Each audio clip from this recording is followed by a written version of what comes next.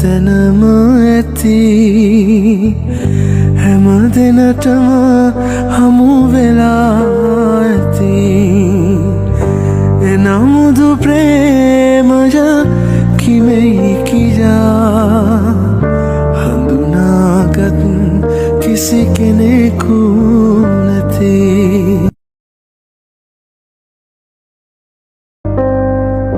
ප්‍රේමය ලොව හැම තැනම ඇති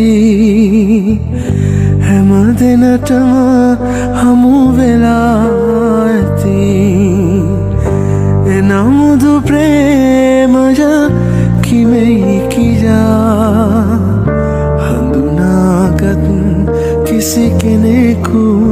නැති